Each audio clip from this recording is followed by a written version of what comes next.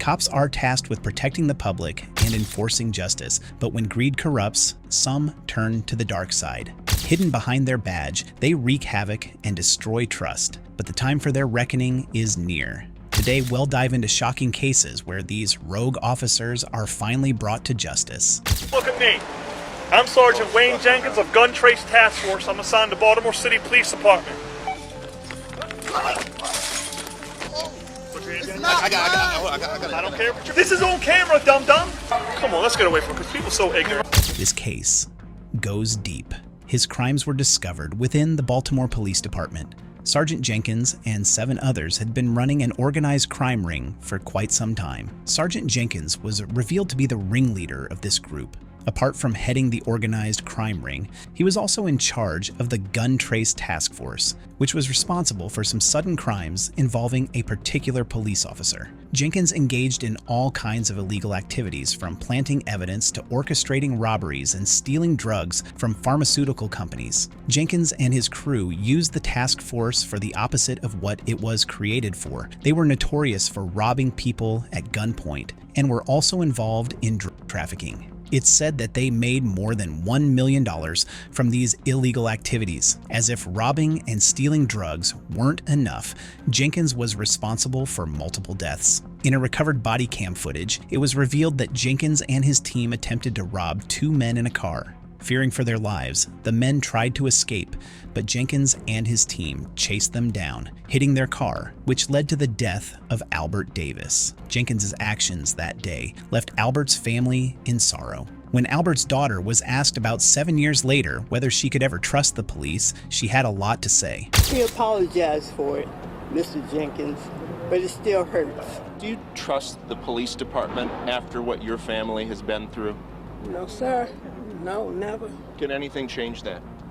I don't think so. Not now. Albert's incident was just the tip of the iceberg. They had done far worse. This raises the question, how did such a large police criminal organization go unnoticed for so long? One man was the reason this corrupt police group was discovered. This man was arrested for selling heroin that killed a teenager. Upon closer investigation, it was found that the voices from the wiretap belonged to Jenkins and the other 7 team members. They were heard in various conversations. When the police dug deeper into the investigation, they discovered Jenkins and his team were involved in multiple drug deals, and none of their actions complied with the law. Used a middleman to buy the items on Amazon. That intermediary, a bail bondsman, Donald Stepp.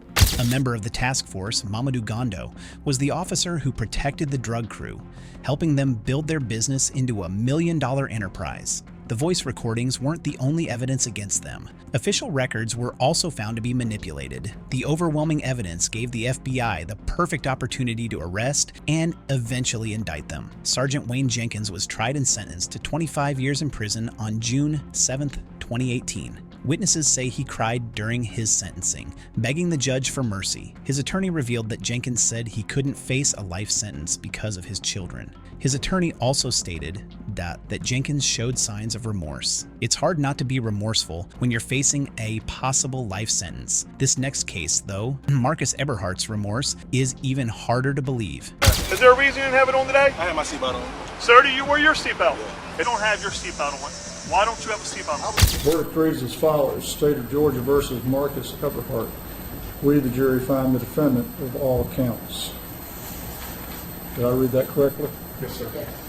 And as to State of Georgia versus Howard Weems, we, the jury, find the defendant not guilty of count 1, felony murder, not guilty of count 2, aggravated assault, guilty of count 3, guilty of count 4, not guilty of count 8, guilty of count 9, and guilty of count 10. Did I correctly read that verdict, Mr. Morris? Yes, This is Marcus Eberhardt, a former police officer from East Point, Michigan. His actions sparked a worldwide debate in 2014. He and a fellow officer, Howard Weems, tased 24-year-old Gregory Towns to death. This is quite eerie because tasering a person once can't kill them, so the officers did it repeatedly. On April 11, 2014, the two officers responded to a domestic violence call made by Towns' girlfriend, Aisha Smith. As soon as Marcus and Howard received the call, they headed straight to the residence. The police officers claimed that Towns tried to evade them as soon as he saw them, but they managed to catch him.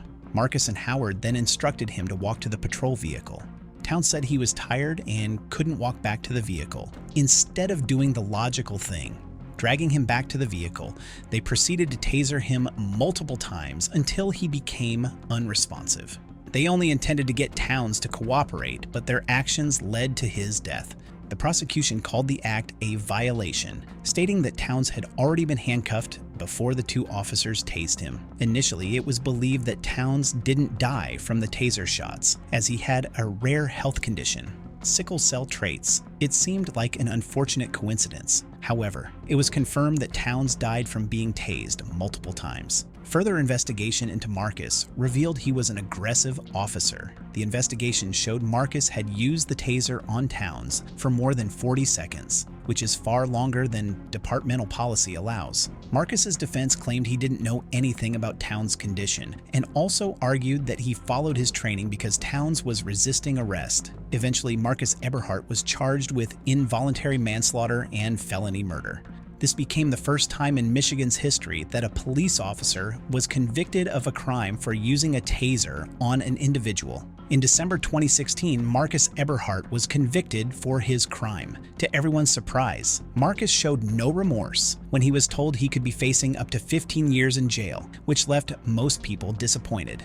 Although Marcus didn't say a word at the hearing, he released a statement expressing remorse to the victim's family. The statement read, "I am truly sorry for the pain I have caused the Marshall family. I am aware that nothing I can say or do would bring back Gregory." This case drew attention to the lack of accountability when cops violate department policies. Towns' family was relieved Marcus was convicted for what he did. Aisha also told the press that she would learn to live with herself and not blame herself for calling the police. Marcus didn't intentionally kill Towns, but in this next clip, an off-duty police officer tried to be a hero, killing two people in the process. This surveillance video shows Dixon pulling his car around to block the other car in. Michael Thomas puts the car in reverse and tries to drive away. Dixon never moves and keeps his flashlight and gun pointed at the car. It's only after the car passes Dixon that he opens fire, killing James Johnson and Dominique Williams. This is David Dixon, a former Pentagon police officer. In April 2021, Dixon shot and killed two men in the parking lot of his building.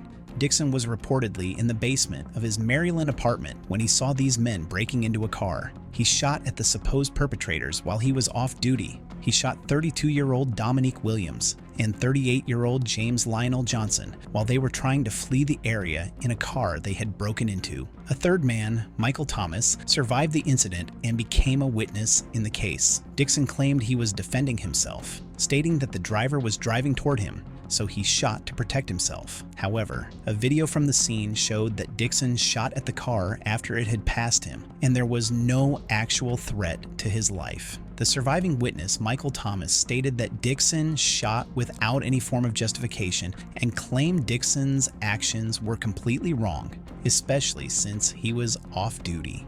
Dixon wouldn't have been sentenced if he hadn't shot at the car. There was no need to shoot them for stealing a vehicle, as they could have simply tracked it. Dixon never moves and keeps his flashlight and gun pointed at the car. It's only after the car passes Dixon that he opens fire, killing James Johnson and Dominique Williams. Dixon's defense eventually ran out of ways to justify his actions, resorting to the argument that Dixon performed a heroic act by stopping the burglars from stealing the car. The only survivor, Michael Thomas, admitted to stealing the car in a 911 call after fleeing the scene. Dixon was later sentenced to 25 years in prison. Afterward, he apologized for his actions, telling the court that he instinctively reacted based on his training and expressed remorse for what he had done. If an officer being arrested for stopping an active crime shocks you, this next clip will sweep you off your feet. Here, you'll see the true power of a corrupt cop. This cop, Wayne Couzens, did something truly despicable using his police badge as his shield. Wayne was a Metropolitan officer who was arrested for the kidnapping, rape, and murder of 33-year-old Sarah Everard in South London, England. Sarah Everard was kidnapped on March the 3rd, 2021. She had been walking home from her friend's house, unaware that she was being followed by someone with ill intentions. A white car stalked behind her. This car had been rented by Cousins earlier that morning in Kent.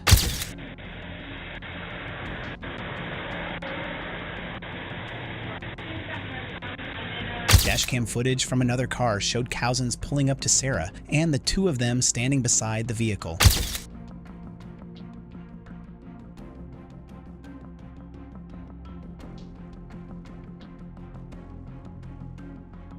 Cousins' actions were truly vile. He showed her his police ID and proceeded to handcuff her, pretending to arrest her for violating COVID-19 guidelines. The last time the white car was seen was on CCTV around Kent.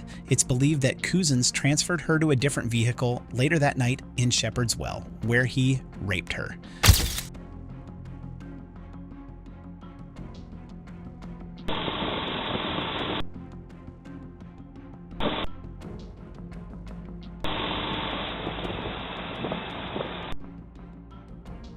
After committing this heinous act, he strangled her with his police belt. The next time he was spotted, it was again in the white rental car, buying gas. He was reportedly seen with builder bags and duct tape, which hinted at the obvious. He had killed Sarah and was trying to dispose of her body. He burned Sarah's body in a refrigerator and dumped her remains in a pond near a portion of his family's property. On March 8th, Cousins submitted his handcuffs and police belt, claiming he was suffering from stress. The next day, March 9th, he was arrested. Before Sarah was kidnapped, she had made a call to her boyfriend, who later contacted the police when she was reported missing. Cousins became the only suspect in her disappearance, as he was the last person to see her.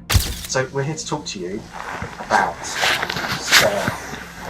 I'll show you a picture. Do you know Sarah? I don't know. Okay. Sarah went missing. I'll show you some pictures of her on the day. Okay. Sarah went missing. The officers pulled up a picture of Sarah and repeatedly asked Cousins, "Did you murder Sarah?" Cousins completely denied it and claimed not to know her at all. The investigators in charge of the case remained relentless and applied more pressure. What Cousins said after being pushed for an answer would shock you. Cousins claimed he had underpaid a sex worker in Folkestone to settle his debt to a gang of Eastern Europeans. He said he had to bring them another girl or his family would become the victims. He claimed the reason he kidnapped Sarah was to hand her over to the gang. In financial, and I've been lent on by, I don't know who they are. They're a group, a gang, whatever, and they told me, right, I need to go and pick up girls and give them to them. So I said, not happening, and it then came through that they're going to harm my family, take them away, and they'll use them instead. However, he gave no meaningful answers when asked how the gang had contacted him. After the investigators pressed him further, Cousins confessed to the kidnapping, rape, and murder of Sarah Everard. He was sentenced to life in prison in September 2021 with a whole life order, meaning parole would not be possible, and he would die in jail. An additional 19 months was added to his sentence for a previous offense of indecent exposure. The judge who tried the case remarked that Sarah's murder could have been prevented if Cousins' prior sexual offense had been taken seriously. Wayne Cousins will spend the rest of his life behind bars. He will not see the light of day again. The judge, really in weighing up the case, took into account the fact that this was a serving police officer at the time who had abused his position in the most horrific way, had used the powers that he had to trick this young woman into his vehicle, to then take this woman to kidnap, rape, and then murder her. That, he believed, warranted a whole life tariff. Wayne's case may be shocking, but the chilling actions of a group of cops known as the Goon Squad will leave you even more appalled. These 6 men on your screen right now are members of a group called the Goon Squad. The Goon Squad committed a series of crimes that will leave you angered and lost for words.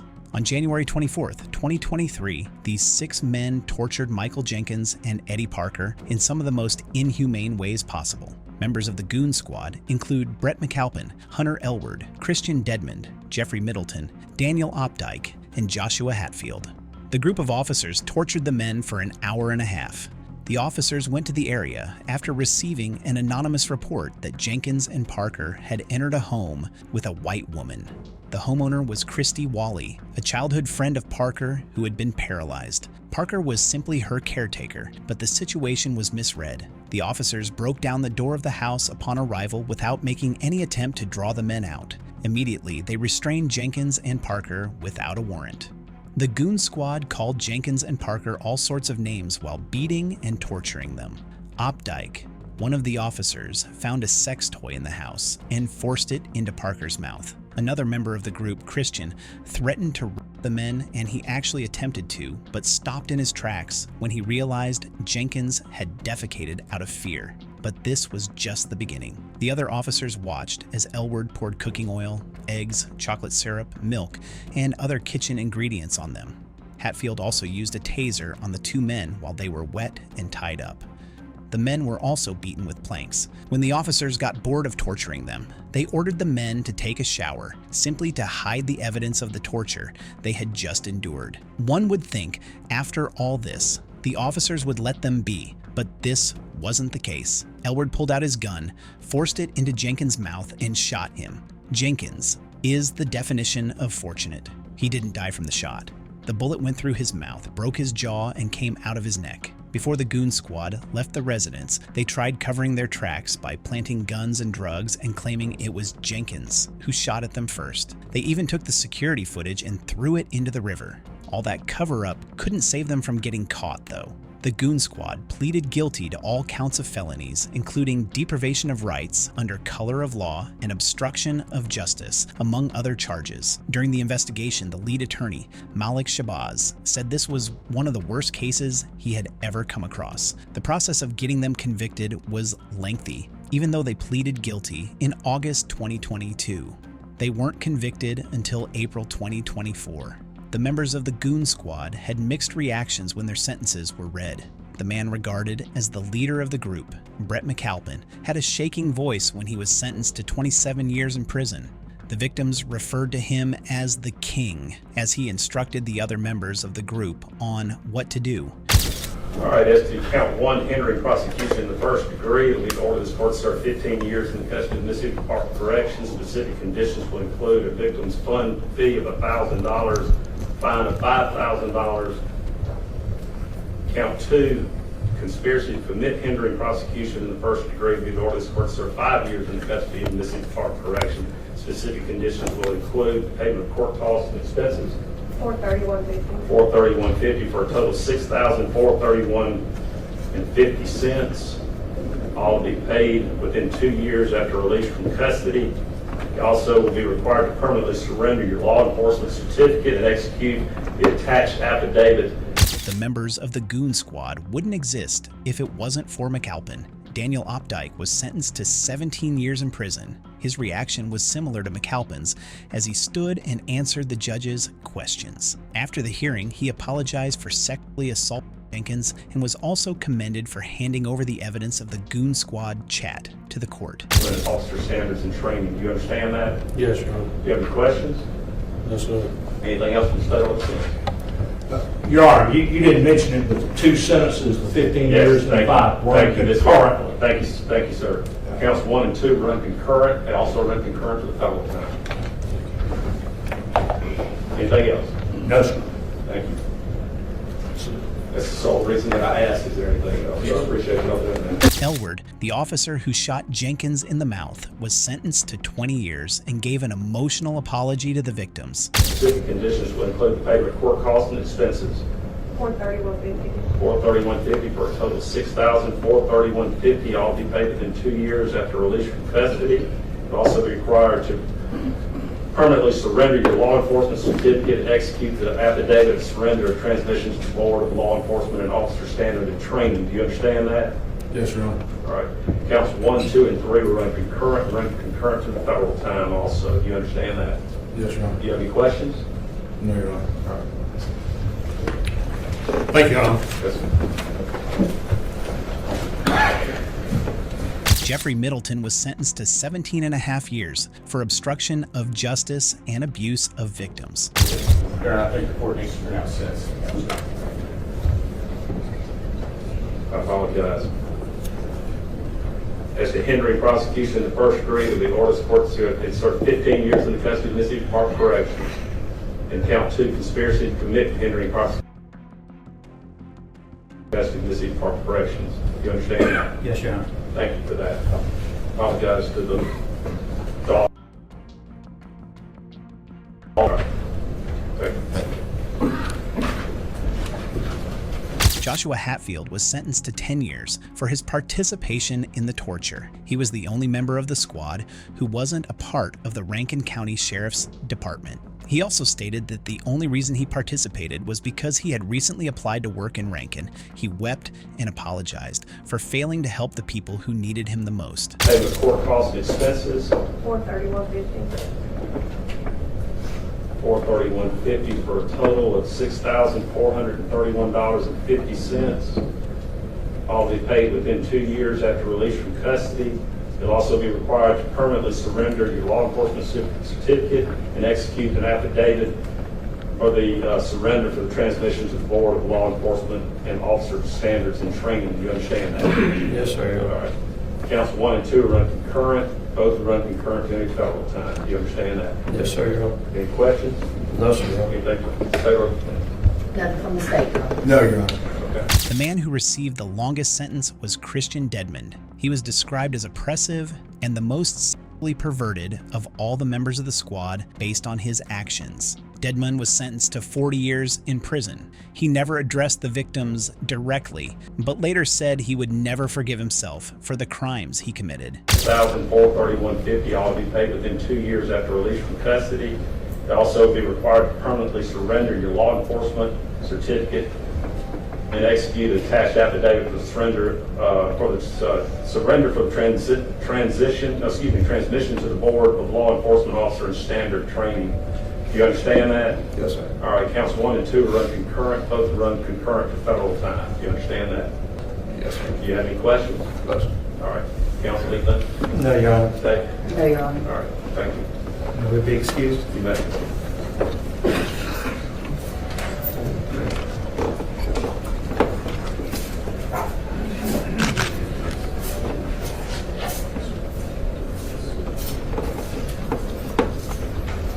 This next case involves a regular dirty cop.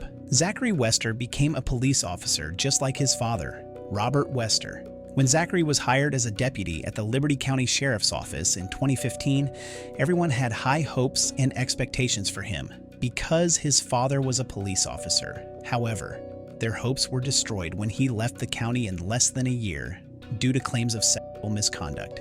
Despite the existing allegations against him, he was hired by the Jackson County Sheriff's Office as a deputy. In Jackson County, Zachary had a reputation for being an assertive deputy. He had an aggressive approach to his work, and this approach helped him make a significant number of drug arrests, earning him recognition within the department. In the summer of 2018, District Attorney investigators began to notice inconsistencies in his reports and body cam footage. His misconduct was first noticed when body cam footage captured him holding a plastic bag in his hands before searching the vehicle of a woman he later arrested for drug possession. This plastic bag raised doubts and suspicions about the truth of his arrests. Soon after, the DA launched an investigation into his activities. When the investigators searched his car, they found ready-to-plant substances. This became the prosecutor's proof that Zachary had substances on him, which he often used to frame his suspects by planting them in their vehicles. This discovery led to his suspension in 2019. Later that year, the investigation was completed, resulting in his arrest.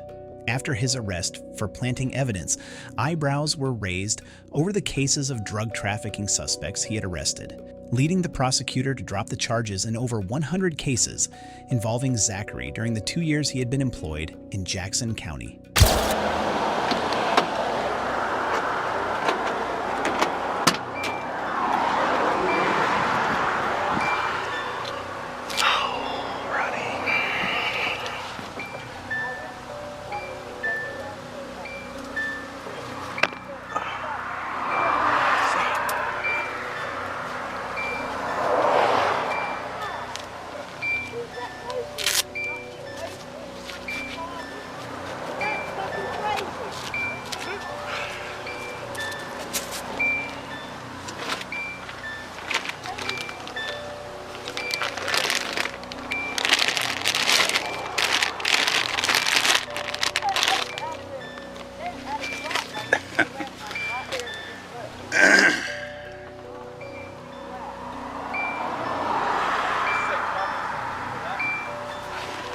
A key witness in his trial was one of his victims from 2018, Teresa Odom. She testified that Zachary stopped her for a broken brake light and then asked her to exit the vehicle for a search. Initially, she was against him searching the vehicle, but she eventually agreed. She was dumbfounded when Zachary claimed to have found a bag of drugs in her purse. She insisted she didn't have such substances with her, but it was to no avail.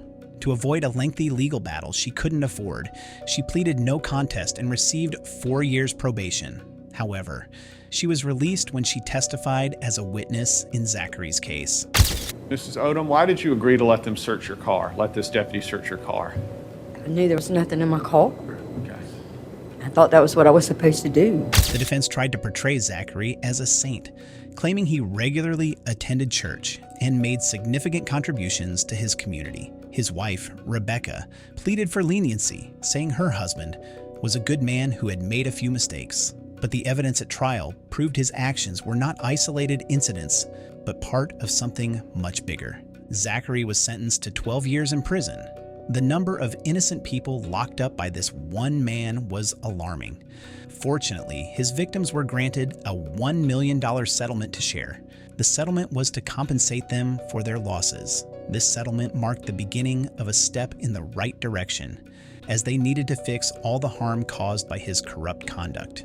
Yes, Zachary Wester was downright heartless, but he didn't do anything that resulted in someone's death. Not like this next Kopthau. This is Desmond Mills. He was a former jailer and was hired by the Memphis Police Department in March 2017. Not long after joining the force, he became part of a predictive policing unit called Scorpion. This was an acronym for Street Crime Operations to Restore Peace in Our Neighborhoods. Predictive policing is a strategy aimed at utilizing data analysis and statistical algorithms to identify areas of crime and develop strategies to prevent them, essentially thinking of the crime before it happens. Well, we start tonight with breaking news. The city of Memphis releasing 43 videos and more than 20 hours of new footage of Tyre Nichols' deadly encounter with former members of the Memphis Police Department Scorpion Unit. Officers of this unit are not your everyday police officers. They dressed in plain clothes and wore bulletproof vests marked police. Not only was their appearance different, but their vehicles were also distinct, as they were equipped with unmarked cars to help them remain unseen. On January 27, 2023, Desmond Mills and 4 other officers performed a traffic stop on 29-year-old Tyre Nichols, who worked for FedEx and was also an amateur photographer. Tyre had been battling Crohn's disease for years, which led him to have a lean physique. When he was stopped around 8:24 p.m., Tyre was said to be only 2 minutes away from his home. He never expected that this event would eventually lead to his demise. Desmond and the other officers involved pulled Tyre out of his car, dragged him to the ground, tased him, and also threatened him. Another officer did something despicable. He sprayed pepper spray into his eyes. Tyre tried his best and eventually broke free from the grasp of the 4 officers, dashing away, but the officers eventually caught up with him. This is where the major part of the assault began.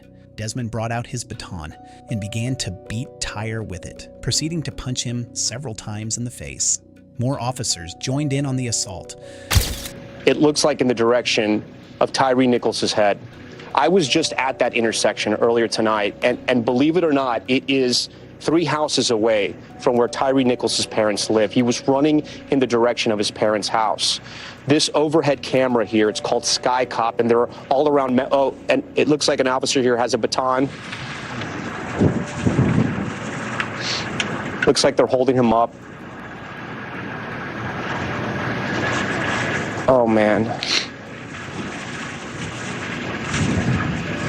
The family described this video. They are literally holding him up. Oh. There's some violent punches being thrown. He's literally being held up. Throughout the assault, Tyre shouted out for his mother, but his cries were not answered. After they were done with him, they called the paramedics, and he was rushed to the hospital. About 3 days later, Tyre succumbed to his injuries and passed away. This then birthed the battle between Tyre's family and the Scorpion team. Tyre's lawyer claimed Tyre was tortured to death by the officers. These allegations initiated an investigation into the members of the Scorpion team. 2 weeks later, on January 4th, 2023, the Department of Justice and the FBI announced they would also be launching a civil rights investigation. About 5 days later, the officers involved were placed on administrative leave and the department fired them, ending their policing careers. It was an unadulterated, unabashed, non-stop beating of this young boy for 3 minutes. Oh my God.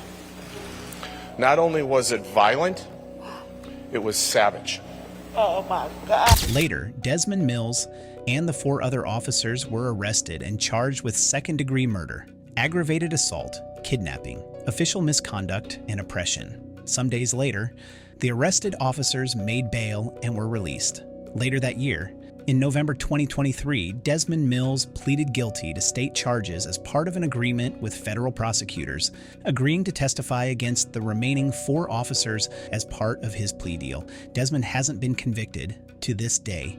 His sentencing hearing was scheduled for November 2024, so he's still free at this time. Just like Desmond Mills, who murdered an innocent man, this next officer made the same mistake.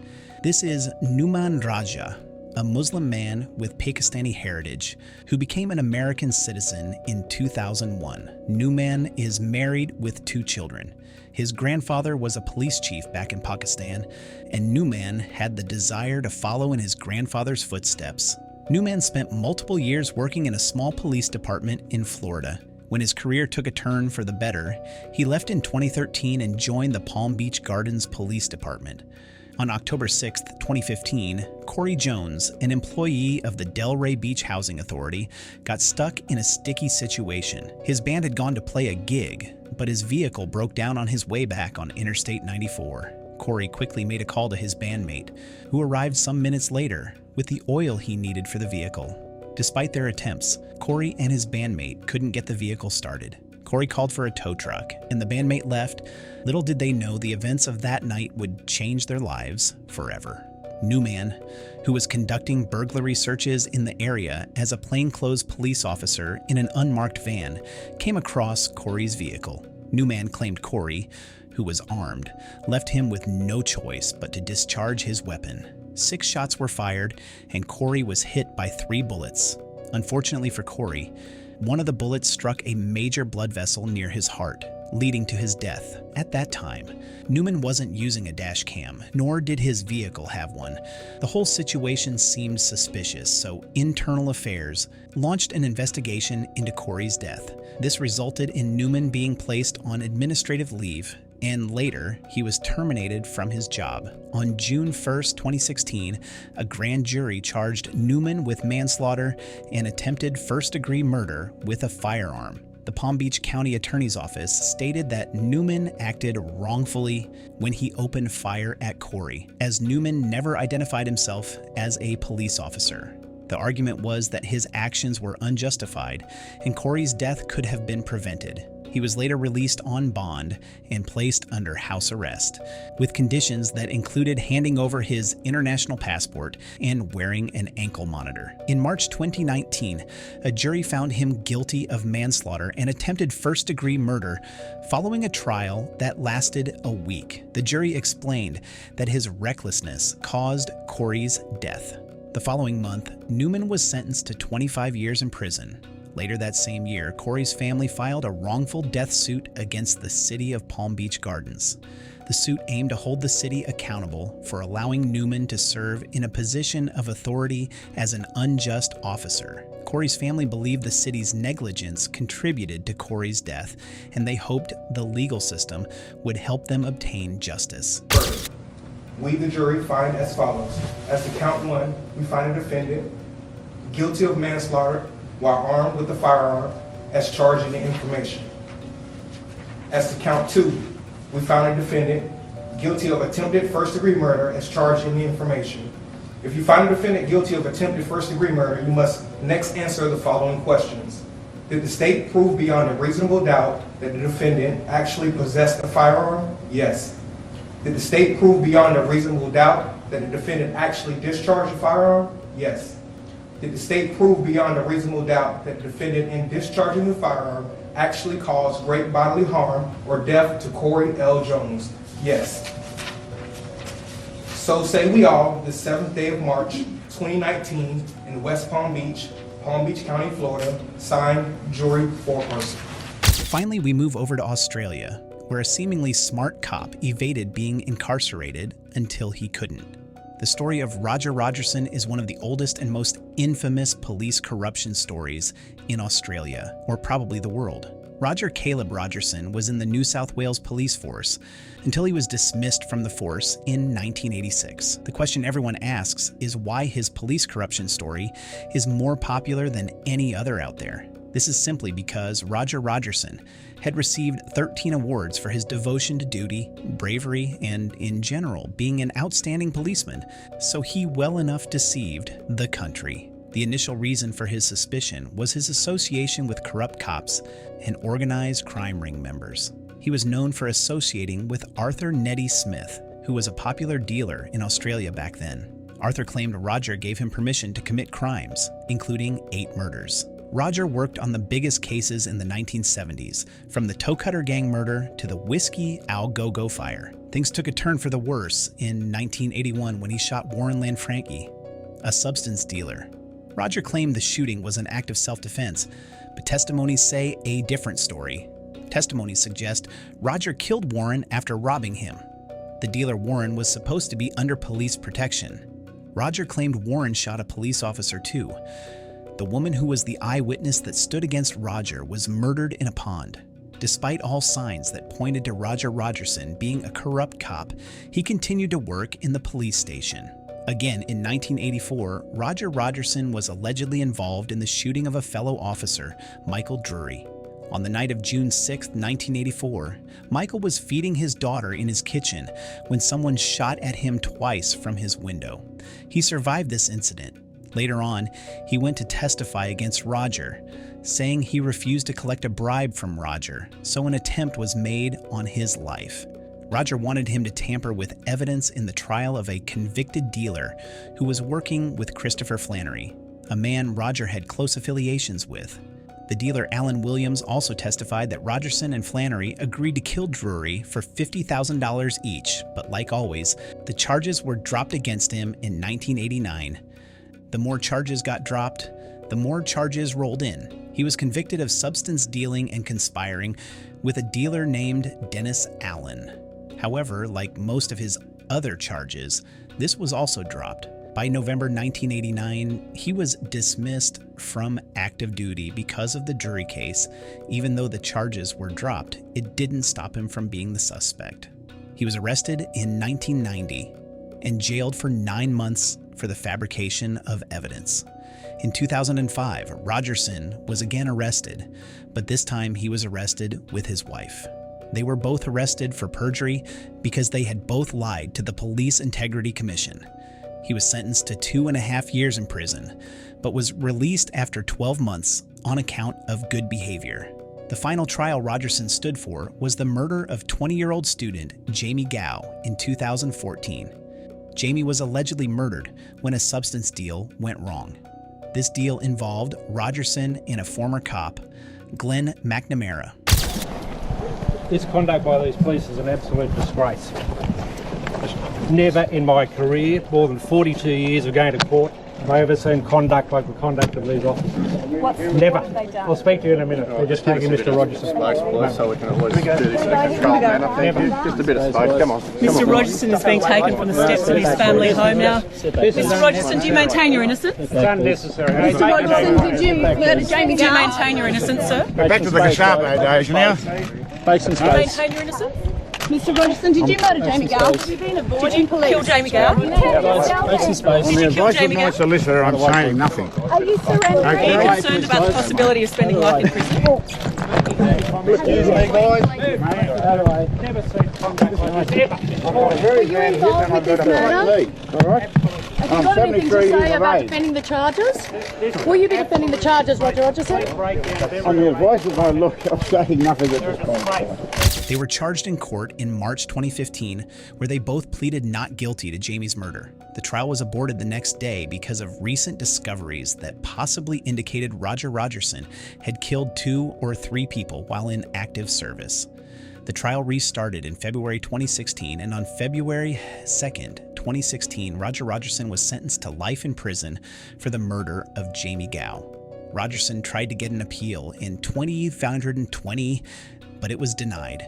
In 2024, Rogerson was rushed to the hospital when he suffered from an aneurysm, which led to his death on January 21st after he was taken off life support. After his death, an investigation began because there's a protocol to investigate all deaths that happen under police officer custody. If you enjoyed this video, then make sure to check out our next one shown on screen.